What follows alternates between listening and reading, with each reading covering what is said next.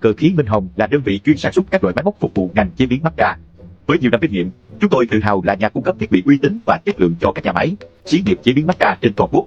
Các sản phẩm chính của chúng tôi bao gồm máy bóc vỏ macca, loại máy nước tách vỏ macca một cách nhanh chóng và hiệu quả, máy phân xay dùng để phân loại hạt macca theo kích cỡ, máy chẻ hạt macca, chẻ nước vỏ, máy rửa hạt macca, rửa sạch hạt macca trước khi qua các công đoạn tiếp theo, máy hút chân không và đóng gói sản phẩm sau khi qua các công đoạn chế biến bằng ướp hút chân không hoặc các loại bao bì khác, máy sấy macca, sấy khô sản phẩm trước khi đóng gói, các phụ kiện, linh kiện thay thế cho các dây chuyền sản xuất.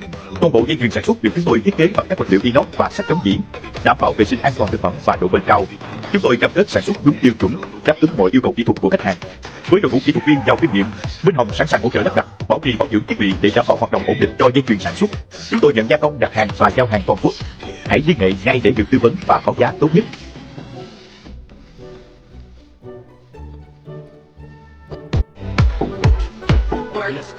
Work me. Come on.